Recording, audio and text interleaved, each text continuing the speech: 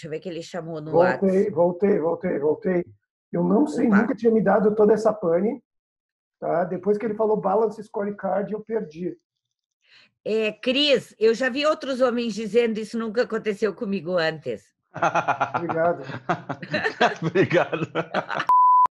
Mais uma quinta e mesmo com frio, estou aqui animada, porque eu encontrarei mais um mestre em indústria criativa.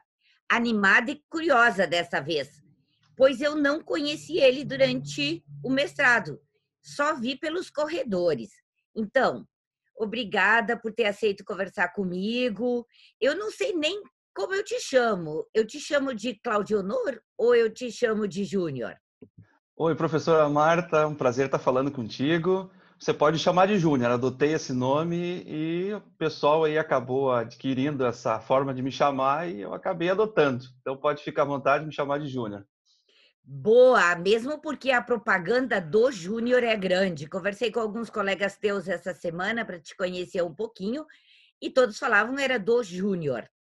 Tranquilo. Então, Júnior, nós começamos com uma pergunta de praxe. Eu sempre gosto de saber como a pessoa ficou sabendo do mestrado e qual a motivação para a escolha desse mestrado em indústria criativa.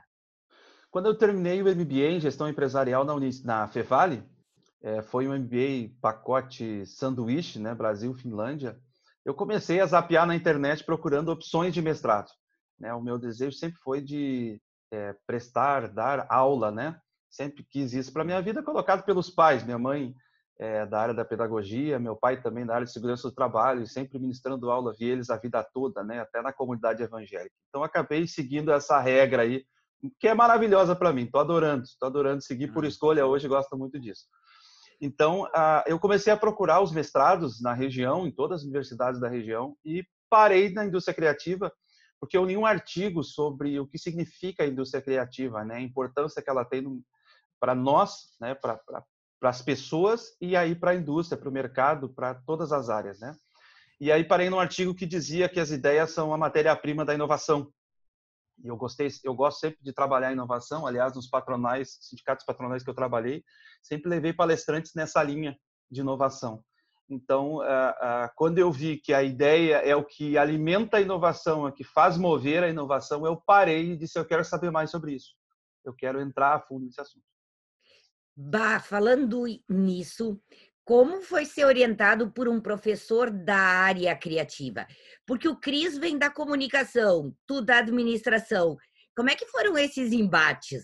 Pode Foi dizer perfeito. aí que o Cris andou te chutando e tal? Foi perfeito. Na verdade, eu adorava quando o Christian não me chutava, né? Mas com muito carinho e atenção, aí ele me repreendia. Aliás, isso é o segredo da vida, né? As diferenças, né? Se ele fosse igual a mim, talvez o trabalho não teria chegado ao resultado que chegou. Depois eu vou falar um pouquinho sobre os resultados dele, que hoje me trazem ainda coisas importantes. Na verdade, eu tenho um fundo musical e o Cris também tem, né?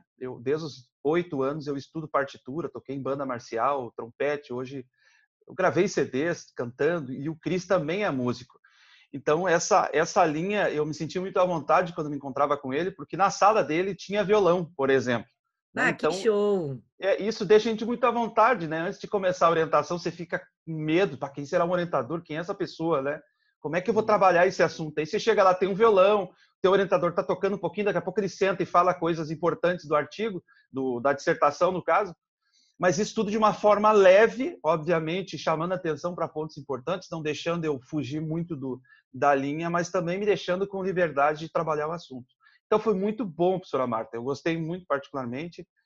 Não somos iguais, obviamente, o Cris é muito mais desarrojado do que eu sou muito mais caixinha fechada, mas foi muito bom trabalhar dessa forma, porque deu em outros locais onde eu não entrava antes, né? Não acessava antes. Que cara político, hein? Que cara político, hein? Eu louco para que ele falasse que eu odeio inovação e que como é que foi a nossa imagem. E ele escapa dessa. Mas é legal essas diferenças, elas fazem a gente crescer muito, né? E aí tu começaste a falar do teu trabalho, que foi sobre a influência da criatividade em um local bem diferenciado do que nós estamos acostumados. e tu aborda a criatividade, a cultura organizacional e o associativismo. Então, nos sindicatos, focos do teu estudo, que eu chamo de uma área diferente da que nós estamos acostumados, que relações que se estabelecem entre esses fenômenos todos? Professora Marta, ideias não reconhecem fronteiras. Não importa as Boa. áreas, não importa os setores, não importa a atividade, ideias, elas são hoje uma necessidade básica de qualquer profissional. E eu, quando ministro as aulas também na pós-graduação, a gente fala um pouco sobre o futuro do trabalho. As máquinas não têm ideias. O que traz o diferencial hoje no ser humano, no profissional, é ele ter a capacidade de pensar e trazer sugestões para a solução de melhoria, para adquirir algum valor, eu digo assim, para a entidade, para as pessoas, né? Eu, ao mesmo tempo, sou consultor de empresas, né? Eu trabalho com 2 equipes de 15 pessoas de grupos de inovação. Trabalho já há algum bom tempo com isso, né? Empresas que eu conheci no meio da caminhada, trabalhando nos sindicatos patronais, foram dando resultados, as consultorias de algumas empresas, eles foram me levando para outras. Essa empresa que eu estou falando para você, por exemplo, ela tem em torno de 3 mil funcionários, um pouco mais até. E eu fui trabalhando nesses grupos inovação. Nos sindicatos patronais em si, eu entrei num período onde eles tiveram muitos problemas, principalmente com a queda de receita. Existia uma contribuição compulsória na época, é longa essa história, mas só em resumo, começou a cair a receita e os sindicatos precisaram se transformar em associações, onde as empresas escolhiam estar associadas ou não, e o recurso não entrava automaticamente, que era a contribuição sindical, que as empresas tinham que pagar todo dia 30 de janeiro. Quando elas pararam com isso, nós tivemos que criar projetos e ações. Me trouxe, obviamente, muitas viagens pela frente. Eu tive que reinventar a trabalhar, assim como meus colegas. Eu entrei na área de planejamento estratégico, me especializei em gestão estratégica para tirar as empresas, o sindicato, né, no caso, de uma possível falta de sustentabilidade. Então, começamos a criar projetos. E para você criar projetos, você precisa ter ideias, você precisa pensar, obviamente, inovação, claro que sim. Mas antes dela, eu preciso gerar ideias. Em que ambientes eu vou gerar uma ideia? Né? De que forma eu vou gerar ideias? Né? Então, isso foi que eu aprendi muito desse mestrado de indústria criativa, principalmente com o Cris, né? Que é da área de criatividade. Aliás, a primeira disciplina que eu fiz foi essa, ele me orientou a isso, e ainda bem que eu fiz. Eu digo isso para ele, disse isso várias vezes para ele, porque eu precisava entender. Obviamente que a criatividade é muito mais do que entender, mas na minha visão eu precisava entender o que era, ou pelo menos como buscar a criatividade. Em que ambiente seria interessante ter. Não existe uma fórmula de bolo, né? Mas Isaac, que é um autor maravilhoso, deixa para nós aí 3 pontos chaves, né? Que é o ambiente, fatores ambientais, fatores cognitivos e fatores aí de não estar de acordo com o momento que eu estou vivendo. Eu tenho que estar inovando. Quer dizer, fatores de personalidade. Esses 3 fatores são importantes para eu ter a criatividade, e abriu muitas possibilidades de inovação, tanto que o sindicato onde eu estava, ele se tornou referência nacional. A gestão estratégica que nós montamos foi exemplo para 700 sindicatos no Brasil. Eu fui para a Confederação Nacional da Indústria desenvolver um software de gestão estratégica.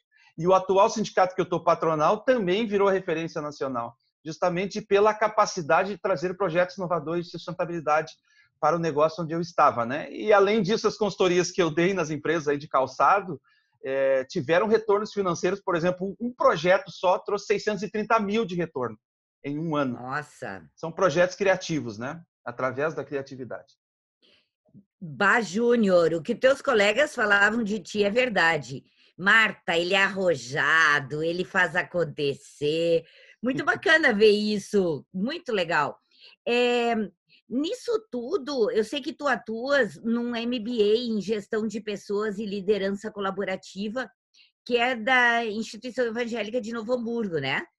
Sim. Com esse teu jeito arrojado, pensando em inovação, criatividade e tal, como é que é a tua relação com os alunos? Nos fala um pouquinho a tua relação enquanto professor, que era uma coisa que tu queria muito, né? Exatamente. Aí nós temos que falar um pouco sobre o propósito de vida. O meu propósito de vida, desde que eu nasci, eu sei que é ser útil. Né? Tem pessoas que têm um propósito de desenvolver os que estão perto e etc. O meu propósito de vida é ser útil. Quando eu não sou útil, eu fico agitado. Eu não fico bem onde eu estou. Então, automaticamente, eu busco conhecimento, eu busco desenvolvimento, justamente para me tornar, ou para ser, ou para continuar a ser útil para as pessoas. Então, para mim, ministrar aula em um MBA, hoje eu digo já que é co-criar com a turma, porque as inovações são tão grandes, as mudanças, melhor, né, são tão grandes no mundo que tudo que a gente fala agora pode mudar daqui 24 horas ou até menos, né? Então, esse ambiente de cocriação com alunos que desejam, o MBA é maravilhoso, porque a turma que faz porque está afim muito de fazer, né? Já se formou, já tem o seu famoso canudo guardado, ou o quadro bonitinho lá na sala, no quarto. Agora eles querem mais conhecimento, então eu imagino aqueles passarinhos que estão esperando a mãe trazer alimento, né? E você traz, eles estão ali esperando com as boquinhas, né? Abrindo e fechando, e você tem que entregar. Então eu entrego o alimento para eles e digo para eles, ok, agora nós vamos trocar. Que experiência tu teve com outros alimentos aí? Então, eles começam a trazer informações e, para mim, é uma realização. Eu tive agora um webinar no início da semana que foi maravilhoso. A turma estava toda lá e fazendo pergunta e me botando em brete o tempo todo. Adoro ser pressionado por eles, porque eu aprendo, eu me desenvolvo, eu descubro coisas em mim que nem eu sabia, né? A famosa janela de Johari maravilhosa, que a gente descobre coisas que nem a gente sabe e nem o colega sabe. Então, ministrar aula no MBA é maravilhoso porque eu me desenvolvo muito e desenvolvo eles o tempo todo, né? A relação é de muita amizade. Até hoje a gente conversa, a gente criou um grupo de gestão, eu criei um grupo de gestão no WhatsApp. Meus alunos todos entraram lá e diariamente eu estou postando assuntos novos em vídeo. Adoro trocar. Para mim é uma realização pessoal e de desenvolvimento, né? Eu acho que essa eu não apresentei o Júnior para ti, porque senão eu ia perder ele para ti, viu, Marta? Não, eu tô vendo, agora eu já me senti até meio ameaçada aqui. Que loucura! Mas ser professor é isso, né, gente?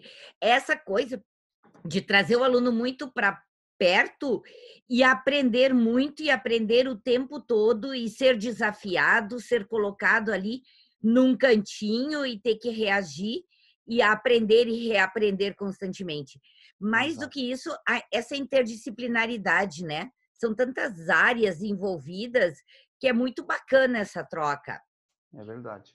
Agora, falando do lado pessoal, eu sei que a Karina é teu apoio. Eu já descobri muito sobre vocês dois. Gente, a internet é riquíssima. Maravilhosa. Mas quem são Ramon, Melissa, Lourenço, Rebeca e Simon? E de que forma eles influenciam a tua vida? São os meus amores. Influenciam grandemente e fortemente. Eles são maravilhosos, são perfeitos. Para mim, que sou tio. São perfeitos. Ninguém pode falar nada deles, porque eles são maravilhosos, né? Cada um deles tem uma explicação para isso, né? Obviamente, vou começar pelo Ramon, que é o mais velho. Foi a fase que eu me descobri como tio. Foi o primeiro. Então, eu comecei a tomar mais responsabilidades a partir dali. Isso é interessante. Como é que você é assim? Mas eu tenho esse problema, ou essa coisa boa em mim. Quando você aprende a tocar um instrumento e ser o primeiro trompetista de uma orquestra com 9 anos, você aprende você é forçado a ter muita responsabilidade. Você tem que levantar e fazer um solo no trompete na frente de 300 pessoas. Você é obrigado a ter responsabilidade. Então, eu sempre fui um cara que assumi muitas responsabilidades. Que foi colocado para mim, eu sempre assumi. Se é bom ou ruim, para mim, não importa mais. Eu gosto de ser assim. E o Ramon me trouxe uma visão nova de ser tio. Eu não era tio, então quando ele começou a me chamar de tio, eu assumi a responsabilidade. Vem cá, meu gurizinho, eu vou cuidar o que tu precisa. É aquela coisa antes da paternidade, né? Que a gente assume quase que como filho, né? E foi maravilhoso. Depois dele veio a Melissa. Bom, a Melissa foi uma relação muito mais profunda. O meu cunhado diz que eu sou o tio pai, né? Que eu praticamente criei ela no início da vida dela, a vida profissional dela, sempre antes de fazer alguma coisa, ela me pergunta, é maravilhoso poder responder para ela, né? Quando ela chorava, quando ela era criança, eu brincava com um macaquinho com ela, eu inventei uma história do macaquinho com a mão, e era só o tio pai para acalmar ela. Então isso era maravilhoso, né? A Melissa me fez realmente descobrir um lado de pai. O pai, claro, que brinca, segura, mas pega também na hora o tio pai na hora que ela começa a chorar, né? Que geralmente o tio larga para os pais na hora que começa a chorar. O Lourenço é a minha cara. Ele se você olhar para ele, você vai ver o meu rosto. E ele é um jovem hoje muito focado no que ele quer e me lembra muito a mim, né? Ele é muito focado, ele já sabe o que ele quer ser, delegado federal, ele está estudando, ele está buscando, e mesmo às vezes com dificuldade de recurso, né? A minha infância é aquela infância clássica, né? Com dificuldade financeira que muitas pessoas têm aí, e ele é um jovem muito batalhador, né? Ele vai atrás do que ele quer, você vai jogar bolita com ele, ele compete contigo na bolita. Ah, mas isso aqui não vale nada, ele está competindo. Eu era muito assim, hoje estou um pouco menos ainda, mas ainda tenho essa competitividade maravilhosa da vida e da fase que a gente passa na vida aí dos 30 aos 40. A outra sobrinha, a Rebeca, é maravilhosa. Ela é a criativa da família, né? Ela pega uma câmera, ela sabe falar. Você desliga a câmera, já não fala tanto, mas ligou a câmera, ela já dá um show. Ela é uma menina Ó, maravilhosa. Cris, olha só. Ela é uma menina maravilhosa porque ela desenha bem, ela sabe falar muito bem, adoro ela. Ela é uma pessoa extremamente criativa e eu adoro ela porque ela me ensina muito com as atitudes dela. O Simon é o mais novo deles, foi uma criança importante na minha vida no período do mestrado, né? A gente tem que atender muitas coisas no mestrado. As entregas são exigidas em 2 anos. Diferente do doutorado agora que eu estou estudando, é uma cobrança gigantesca. No doutorado a gente está mais acostumado com o mestrado das entregas, então a gente já sabe onde focar, né? No mestrado você não sabe muito quando focar, você foca em tudo. Você perde energia, cabelo, no meu caso, você perde tudo, né? E o Simon era um grande apoio, que eu ia para casa do meu cunhado, na casa da minha irmã, e jogava bola com ele. Quer dizer, eu descobri que existia um outro mundo lá fora, né? Fora do mestrado. Ele me levava um pouco para fora da caixa e me tratava com um carinho gigantesco que me fazia segurar um pouco ainda a opção de ter filhos, né? Eu segurei um pouco essa opção. Eu não tenho filhos justamente por essas maravilhosas crianças, né? Que hoje já são jovens, aí essas 5 pessoas importantes na minha vida que seguraram a minha opção de ter filhos porque eu me senti abastecido nessa questão de ser pai. Obviamente que o pai é uma responsabilidade muito maior, mas eu, como tio pai, eu trabalhei para ser alguém relevante, principalmente útil para os meus sobrinhos, que às vezes no WhatsApp me perguntam: tio, quero fazer tal curso, o que tu acha e tal. É maravilhoso isso, né? Então, essa é a grande importância que eles têm e sempre tiveram na minha vida. Influenciaram sempre, né? E sempre vão influenciar. Tu deve ter estranhado esta pergunta, mas eu me identifiquei muito contigo quando eu li sobre isso, porque todos na Fevale sabem que eu tenho os meus sobrinhos, que são meus xodós, e eu levo eles para a Fevale, enfim, estudam lá, participam do grupo de pesquisa de computação aplicada comigo, e também parecia que eu estava lendo ali o teu texto dos teus sobrinhos, e eu estava me vendo, então foi um ponto em comum sensacional. Eu pensei, bah, não posso deixar de fazer essa pergunta. Que bom, que bom. E aí, tu começaste agora e me emendaste falando do doutorado. Eu sei que tu está fazendo doutorado na Unicinos, né? Como é que está a pesquisa? O que tu estás fazendo? Qual o andamento? Sim, eu quis voltar para dentro da caixa, né? A administração, para mim, literalmente, é voltar para dentro da caixa, entender os processos da administração que envolve isso. Talvez meus professores de doutorado não vão gostar muito que eu fale isso, até porque tem Te disciplinas de liberar um pouco do inovação. Cris? Sim, do Cris, do Marçal, e essa turma aí mais fora da caixa, que são maravilhosos. Eu sempre gostei, né? Só voltando um pouquinho no mestrado, eu acho que o mestrado ele se destaca na indústria criativa justamente porque os professores nem em tudo concordam. Isso é maravilhoso. Eu sempre conversava com os colegas sobre isso. Você vai para um mestrado, um doutorado de administração, um mestrado de administração, você nota que todos eles têm uma linha que estão seguindo. O mestrado de indústria criativa, não, né? Os professores têm diferenças sobre as teorias e são fortes, né? Isso é maravilhoso. É o segredo do mestrado em indústria criativa. Isso não pode perder nunca. O dia que eles estiverem todos caminhando um atrás do outro, como soldadinho de chumbo, vai terminar o encanto do mestrado em indústria criativa. Na minha visão, obviamente. Eu sou muito determinativo e objetivo nas coisas. O doutorado em administração tem sido muito bom, né? Porque eu estou entendendo muito os processos que influenciam. Eu trabalho hoje com relações interorganizacionais, né? Minha vida é essa. Ano passado eu visitei 11 estados, foram 26 viagens, mais de 150 entidades do agro eu visitei, conversei com presidentes, executivos. Eu, como executivo de uma entidade nacional do agro também, tive essa responsabilidade. E hoje eu estou estudando muito sobre relações interorganizacionais, os fatores mais processuais da inovação. que estão me dando mais base ainda para poder entrar em discussões, né? A vida ela é assim, a gente entra em discussão toda hora, tem que dar discurso toda hora em nível nacional. Tem uma reunião agora no Mercosul, né, com o Ministério de Agricultura da Argentina, Uruguai, Brasil e entidades do agro, e a gente tem que dar discurso toda hora, mas você tem que ter um mínimo de conhecimento. E o doutorado que eu estou fazendo está me dando essa possibilidade, abertura de entrada em discussões interorganizacionais, internacionais. A possibilidade disso está sendo muito bom para mim. Eu acho que foi muito feliz na escolha aí, tanto do mestrado quanto agora do doutorado, né? As questões que envolve a pesquisa. Estou entrando nessa área porque o mestrado me torna um professor, né? E o doutorado me torna um pesquisador. Estou começando a entender um pouco mais da pesquisa, estou abrindo mais o horizonte quanto a isso, a pesquisar e principalmente não emitir pareceres sem analisar melhor ainda as coisas, né? Então, tem sido um grande aprendizado, doutorado. E a minha linha, né, que eu estou escolhendo, obviamente, é ligada à inovação, não tem como escapar, porque eu estou vindo do mestrado em indústria criativa, né? Os autores que eu estudo são esses, mas obviamente que eu não estou trazendo só os autores de inovação, mas estou puxando os de criatividade, que esse é o grande encanto. Eu trabalho há muito tempo com metodologias, né? Metodologias, a gente fala em design thinking, a gente fala em gestão estratégica, obviamente, metodologia A3 dos japoneses, todas elas têm uma ligação muito forte com inovação. E lembrando sempre que a inovação tem a matéria-prima, que na minha visão é a criatividade.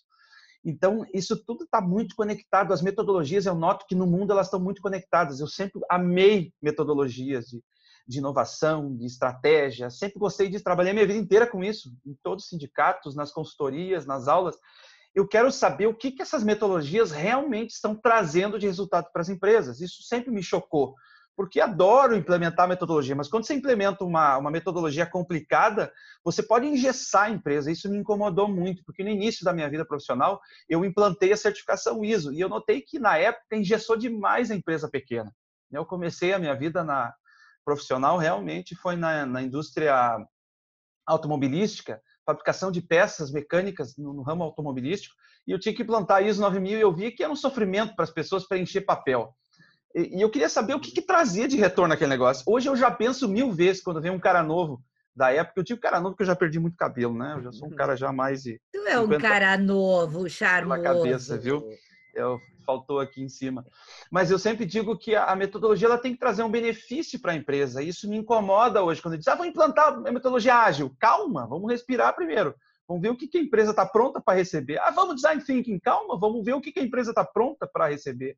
Essas cargas de metodologia me incomodaram. Então, essa incomodação me gerou um problema que eu acho que vai me gerar em uma tese. Primeiro, eu quero estudar sobre essas metodologias que existem no mundo, sobre inovação, implementação da inovação nas empresas, etc.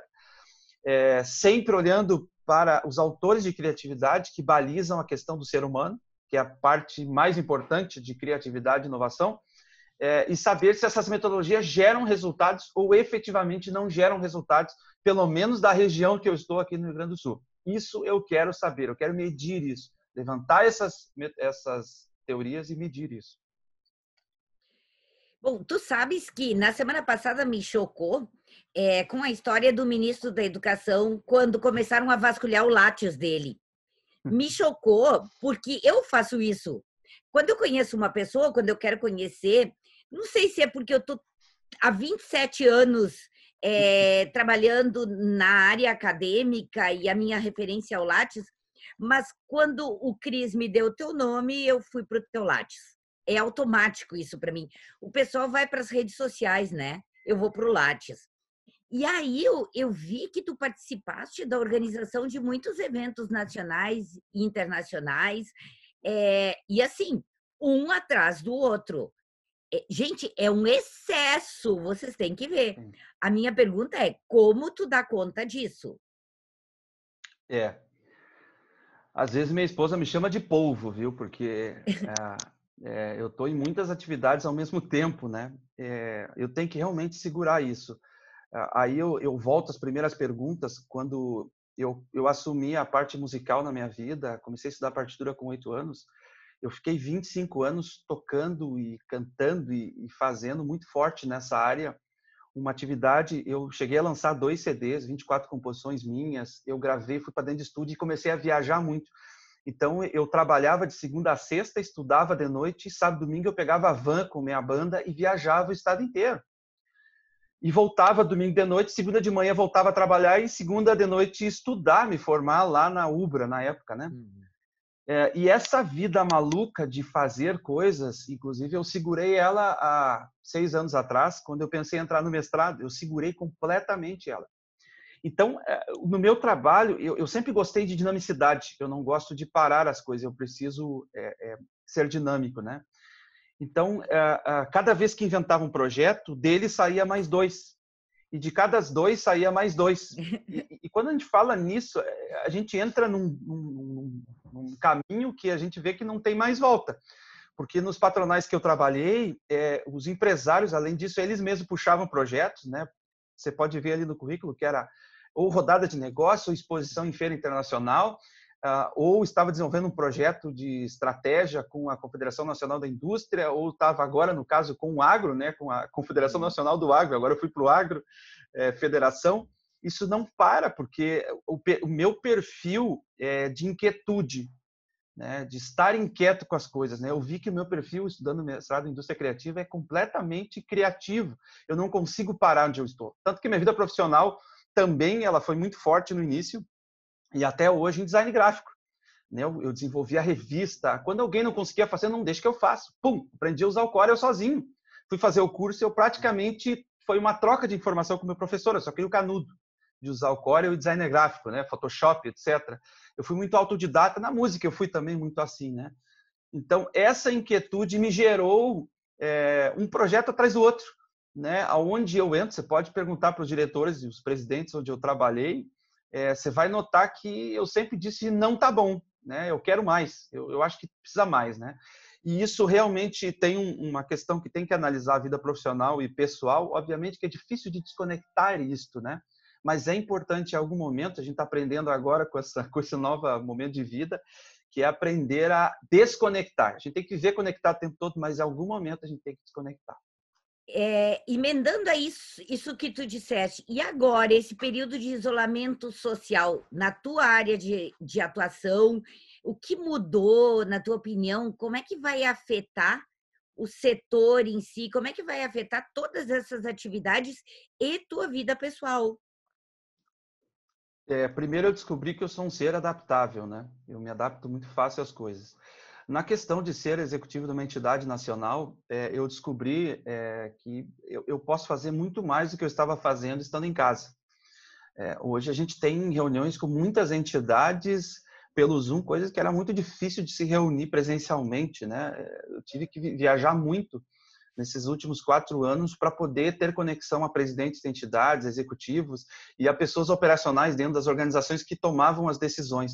Hoje a gente faz uma conexão aqui e já está pronto, com 100 e poucas pessoas, né?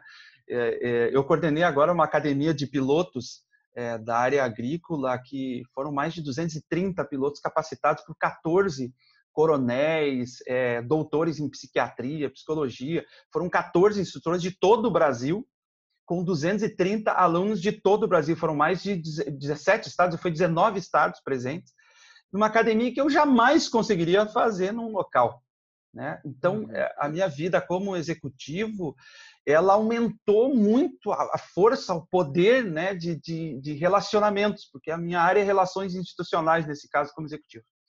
A área de consultoria, ela realmente desafiou, porque as empresas não estão recebendo consultores, elas querem que seja EAD, mas aí você tem que acompanhar gráficos, né? O tempo todo, né? Das equipes de inovação que eu trabalho, que são 2. Só que, ao mesmo tempo, aqueles trabalhos de equipe para tornar um ambiente propício para a criatividade e levar a inovação, dificultou ainda mais. Só que, ao mesmo tempo, as ferramentas digitais ampliaram as possibilidades, né? Hoje você tem uma ferramenta mural que você monta mapas conceituais, junto digitalmente, mas as pessoas não estão prontas ainda para utilizar essas ferramentas via internet. Então, nós vamos ter que aguardar a evolução delas para poder fazer uma boa consultoria via online, né? Então, quer dizer, as pessoas têm que evoluir junto com a sua velocidade. Você tem que trazer as pessoas para essa evolução. Se você está mais ou se você está menos, você precisa evoluir para que tenha um nivelamento aí de conhecimento para a evolução. Na parte de aula, realmente é um desafio ainda maior, né? Quando eu fui convidado pela Unicinos, o professor da Unicinos, para ministrar uma aula sobre balanço scorecard na administração, foi um desafio, porque os alunos acabam não falando nada, fecham as câmeras. Eu utilizei uma ferramenta, um aplicativo chamado Mentimeter, onde a turma vai colocando o que pensa e formando os gráficos na tela. E aí nós vimos que tinha alguém lá, nós tivemos um número grande de respostas, mas até então não tínhamos ainda a resposta se tinha alguém lá. E aí provocamos a turma, mas é um desafio muito grande nos dias de hoje trabalhar à distância, né? Mas também fica muito claro que as pessoas são extremamente adaptáveis, né? Que é o caso que está acontecendo comigo, particularmente. Essa coisa de estar na frente da câmera e não saber se o outro está reagindo é muito complicado. Eu tenho usado muito o lado pessoal, o lado humano, assim, do nada. Mostra teu cachorro aí, quero ver se ele está assistindo a minha aula. Quer dizer, provocar de alguma forma, fazer com que ele se sinta na obrigação ou na vontade de aparecer ou de falar alguma coisa. E aí eu sinto a presença deles. Baixa a câmera um pouquinho, Marta. Valeu. Pode ir. Então, é a forma que eu tenho de senti-los próximos. E eu acho que esse lado humano é que está fazendo a diferença na relação. Eu bato muito na tecla a diferença entre tecnologia e metodologia. Porque tu falaste no início da nossa conversa dos diferentes andarem juntos, e eu acho que são coisas bem diferentes, mas que tem que caminhar junto para funcionar na educação e em todas as áreas, né?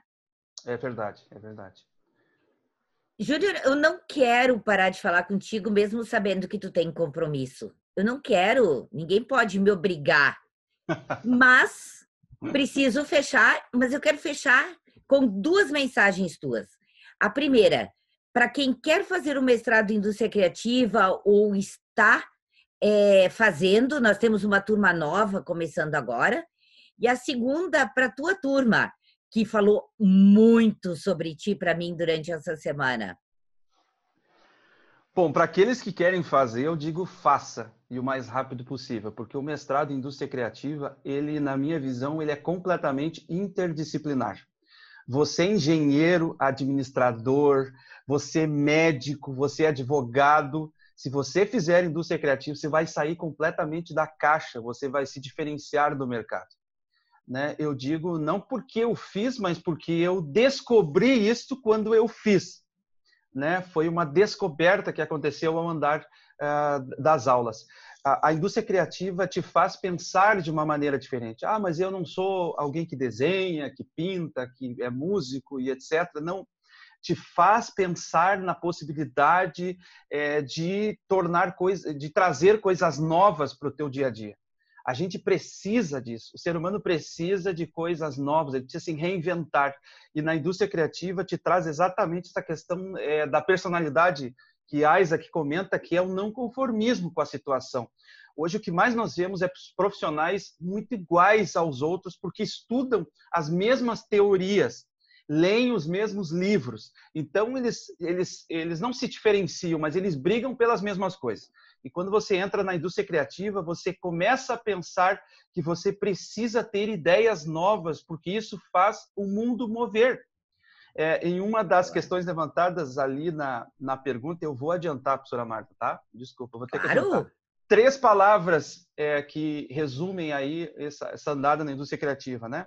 Pessoas, ideias e valores. As pessoas geram as ideias, não são as máquinas, não são os cálculos, não são as leis, são as pessoas que geram as transformações do planeta. Os cálculos resolvem os problemas que as ideias levantam. As pessoas geram as ideias e as ideias, elas simplesmente, as pessoas geram as ideias geram valores para os seres humanos. E o que mais nós precisamos no mundo são valores. Valores familiares, pessoais, profissionais, em produtos, em serviços, em mercados. Então, hoje, para todo profissional que deseja se diferenciar no mercado, ele tem que fazer indústria criativa. Eu não digo mais que ele deve fazer, não, ele tem que fazer, é uma obrigação. Ele precisa fazer indústria criativa para justamente sair fora da caixa e começar a pensar em outras coisas. Ok, você quer ir para o doutorado, de volta para sua linha de estudo, vá, mas você vai ser o diferente desse doutorado. Você vai trazer coisas novas para esse doutorado e não vai continuar sendo, né, aquele soldadinho de chumbo andando um atrás do outro. Para você que está fazendo mestrado, tudo tem início, meio e fim. Quando eu servi o exército, o pessoal sempre dizia para mim no meio do campo, quando eu estava com fome, no frio, passando muita dificuldade, eles olhavam para mim e diziam, tudo passa. Eu odiava naquele momento quando me dizia isso, mas hoje eu tenho um orgulho danado de dizer que eu fiz muitos campos de instrução, passei fome, tomei sangue de galinha, fiz muita coisa maluca, dei muito tiro de fuzil, mas na época era terrível. Hoje eu tenho um orgulho danado de falar isso. Então faça e permaneça na indústria criativa, que é maravilhoso passar esse momento e você vai ter muito orgulho no final de dizer que conseguiu chegar lá e alcançar, né, esse tão sonhado diploma. Nossa, que bacana ouvir isso. E quando tu fala que é feito de pessoas, eu acho que esse é um grande diferencial também do mestrado. Eu posso estar puxando brasa para o nosso assado, mas os professores são o que eu chamo de muito gente, sabe? Eles lidam de um jeito muito humano com os alunos no mestrado. E eu vejo isso, essa reciprocidade dos alunos entre eles e com os professores. Isso é uma das coisas mais bonitas que eu vejo no nosso mestrado, é esse lado humano tão forte, que trabalha com a ciência, que trabalha com inovação, que trabalha com a pesquisa, mas valorizando esse lado humano. Doutora Marta, os teus colegas? Eu gostaria só de fechar a questão anterior. Todo outro tipo de mestrado e doutorado é para você ter um conhecimento mais profundo da área que você já atua. Né? Por exemplo, se eu quisesse continuar na área de gestão, eu faria um mestrado em administração, ok? Eu ia saber sobre processos que envolvem a inovação. Mas a indústria criativa, ela analisa muito o ser humano, né? A possibilidade de criar ideias através do ser humano. Sugar a informação da pessoa, sugar as ideias da pessoa, fazer com que ela compartilhe, né? Então, se você está buscando, eu quero desenhar um processo de inovação, eu diria para você fazer outro mestrado.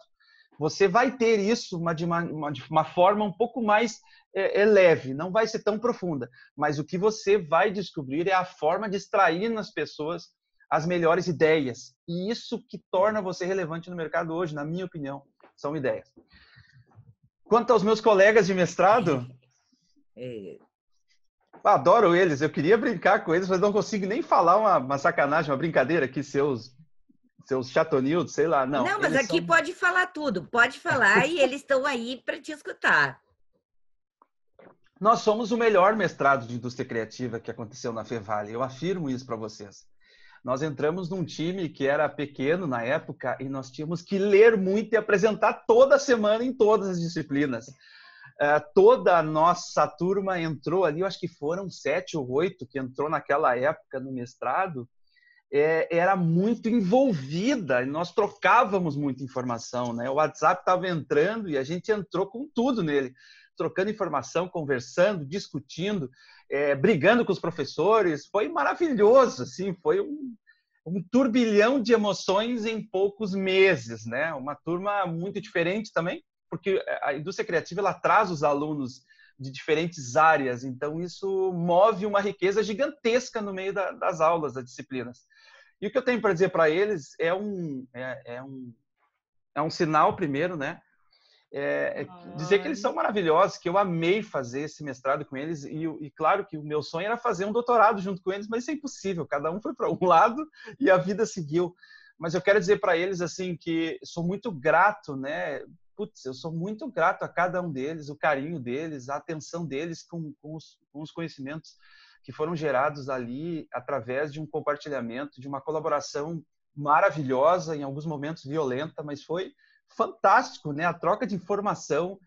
A gente acabou criando alguns... Na verdade, eu acabei criando alguns nomes aí né? Nós tínhamos as Spice Girls, né? Nós tínhamos os Backstreet Boys, que é da nossa geração, da nossa turma ali, né? Nós rimos muito, né? A gente se divertiu muito, muito mesmo. E o que eu tenho para dizer para essa turma é obrigado, né? Foram momentos maravilhosos da vida e é que a gente leva, né? Eu acredito que a gente leva isso da vida, né? São momentos maravilhosos. E para o Cris? O que tu diz para o Cris? Vamos fechar com ele.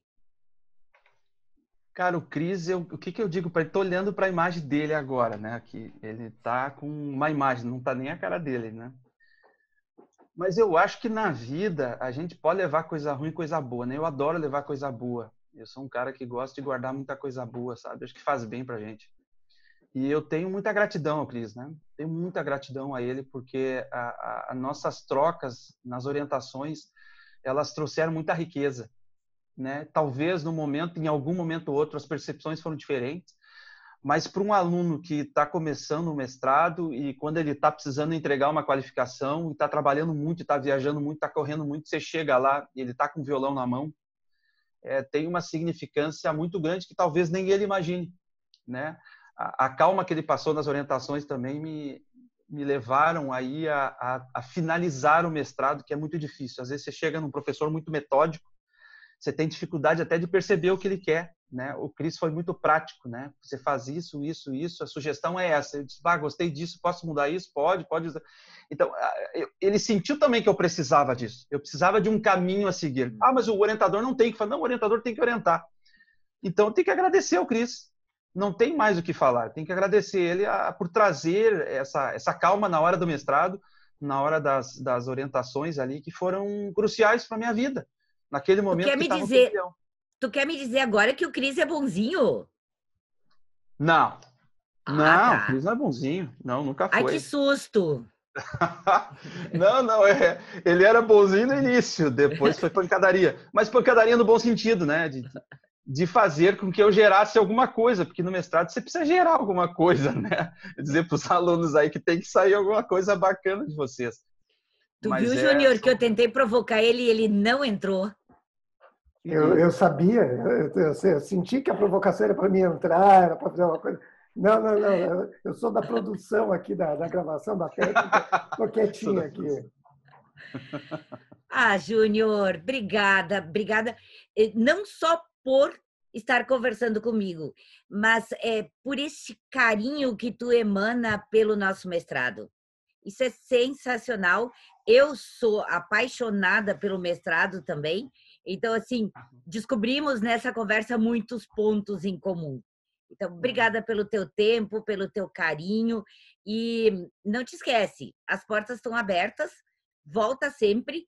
E agora tu tens mais uma sala para visitar, que é a 103B do Verde, onde Martinha Bess estará te esperando. Olha que legal, não sabia. Que bom. Eu fico muito grato pela oportunidade, é sempre um prazer falar, né, sobre o mestrado em Indústria Criativa, e esse discurso eu uso em todos os lugares que eu vou pelo Brasil e fora dele, porque realmente trouxe muito benefício para a minha vida, né? Obrigado, professora Marta, professor Cris, foi um prazer estar trocando informação e eu estou sempre aqui à disposição, quando vocês quiserem eu estou aqui, né? A partir de agora, depois que a gente serve o Exército, a gente aprende a sempre estar disponível, né? Sempre estar aí à disposição. E principalmente que agora eu sou um soldado das fileiras, né? Do mestrado em Indústria Criativa. Então, sempre que precisar, eu estarei aqui. Obrigado. Boa. E aí, uma chamada para a semana que vem. Não percam. A conversa vai ser com um cara sensacional também, que eu sou apaixonado e é o mais novo mestre em Indústria Criativa. Semana que vem a gente fala com o Mauro, que estourou essa semana a defesa dele. Gente, obrigada e até a semana que vem.